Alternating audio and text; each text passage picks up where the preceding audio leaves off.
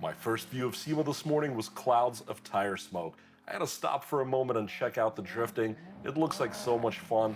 I think they may have been doing some ride-alongs too.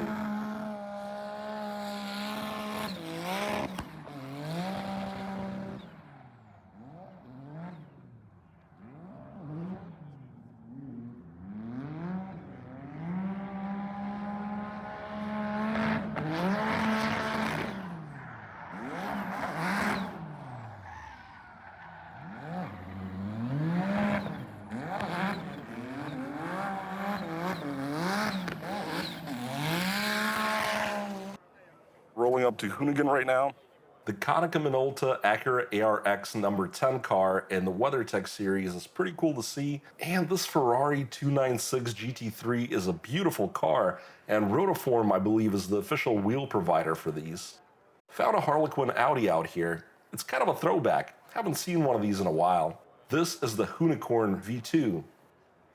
You can see the twin turbos poking out of the hood, and if I recall correctly, this has about 1,400 horsepower. Definitely a beast and would be a ton of fun to drive. The Hoonipigasus was just driven by Ken Block's daughter at Pike's Peak. I'll link to that above. Then I stumbled over Shell's exhibit where I learned that they're the new fuel supplier for RTR. Our whole booth is all about our new product that we launched this year, and it's a new and improved formulation of Shell's cartridge supply. There's a lot of information in here about the product. All of the cars running in the drifting experience are all running on Shell gasoline. Here at SEMA, you have to plan your day because these halls are huge. I spent a few minutes checking out the 3M trainers showing off their vinyl skills on this Lambo. That's an insane car right there, the Wire Roadster, amazing. Yeah, that's definitely an absolute dream car. So many cool cars out here. A lot of really cool wraps and just custom cars. Definitely one for my boy Jake. I wonder if these wheels would be good on mine. And that carbon fiber looks really good too. I'm not a huge fan of that darker red versus the torch, but it does look good, you gotta admit. The famous Vyper Chairs. Yeah, that's definitely beefy. So on this side, you can see that gentleman sitting there. It's actually got a backrest now, a polisher and detail holder, and on the other side it has old cups, detail brushes, all sorts of stuff. And is that the lowest one? Because sometimes my whole thing is it's not that I'm trying to get a cheap one, I want one that goes low. Yep, that's one goes to 14. That's the one, yeah. That goes to 17. We also have a threaded system, so if we actually head over here, you need to go lower.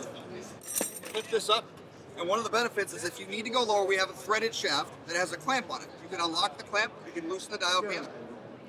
By turning this dial and close it. This will allow you to freely swivel, whereas if you want it to be tight, you tighten it down, and you'll feel it freeze. You won't have any swivel. The friction, right? But that removes, if you do a threaded shaft, you don't need a spring. What's nice is some of you guys want to swivel. Yeah, right? No, I get it. But yeah. if you were to put a swivel on this, with how easy this rolls, you'd be rolling all over. Yeah, it'd be like one of those weird exercise machines from the 90s. Yeah. So basically, this is the new MFD15. It differs to the other displays because it's not touch. Mm-hmm. Right here, you're using the two buttons on the front side. Gen 1 had the turning knob. I don't know if you remember those. Turn on the Wi-Fi. Now it says Wi-Fi turned on and displays me the QR code. I can use the QR code to connect my Wi-Fi to it. Then it changes and displays another QR code. I also scan this. Right here you can update your device, you can upload your custom boot screen, you can do live log, that's a licensed feature, but when you got the license for this, you can do the logs on your phone directly. You can select the unit. So basically we can switch on the unit itself, on the device itself, if you want to measure the pressure in bar or... So basically, you can change everything like the way you decide. I like a mix of units. Being in America, I like Imperial, but I don't want to see AFR, I want to see Lambda. So I don't want to see ERT max value, I just toggle it off. And I want my bar graph to be, I don't know, maybe I want it to be blue then instead of green. Then I slide the slider to blue. Go all the way down, hit export to display. Yeah, oh, there it goes. And can you still set up alerts and things like that? So basically I set an alert here and it will pop up just like on the other screens. That one's beautiful. This is also turnable. The new product is the TCC XX. We got those with 4, 6, 8 and 10 inputs for type K sensors. GT. Yeah, basically get your thermocouple in there. Yeah, then you can, or you have to connect 12 volts and ground. You can wire the can high and can low to your display or just directly. And we can then see the data from the Type K sensors on the display or maybe in the ECU if you're running a standalone ECU. In this case, we're measuring the pressure for the intercooler, then the pressure and temperature behind the intercooler. So one can tell if the intercooler's working good or not. So you know, okay, my intercooler's not this good. Maybe I need to upgrade. On the Audi B9 forums, there are a lot of people discussing, hey, which is the best intercooler? And typically Wagner is the one, everybody wants to use. It is cool to be able to actually quantify things this way. Newer Wagner intercoolers will also come with the right ports so you can hook up and just plug it in. direct. Honestly, who I could really see benefiting from this too is like tuners. People that are actually trying to do development on cars. Frankly, I think most do not yet today, probably because they don't have a good system.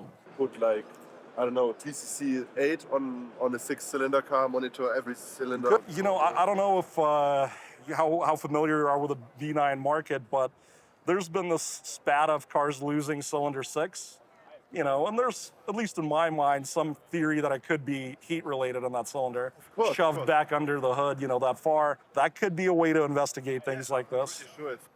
After talking to our friends at CANchecked, I was ready to check out a few more cars. I love the rear bronze. I don't know how I feel about the different fronts. I don't know what's going on there. What I've noticed is there's a lot of wheel companies I've never heard of. Definitely gotta love a good E30. Yep, got some spare fluids for the BMW. You're gonna need those. But I love that he's got the kit and everything. That's awesome. What a clean car.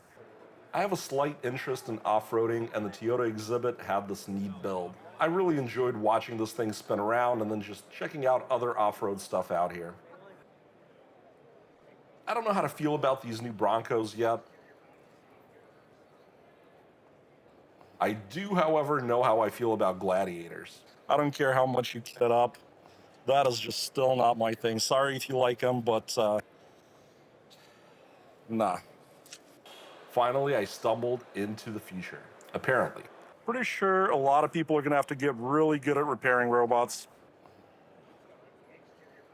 Don't think these exact machines are taking all our jobs yet, but what awaits us is becoming quite apparent. I had an absolutely amazing time at SEMA this year, and I'm off into the tire smoke to find an Uber.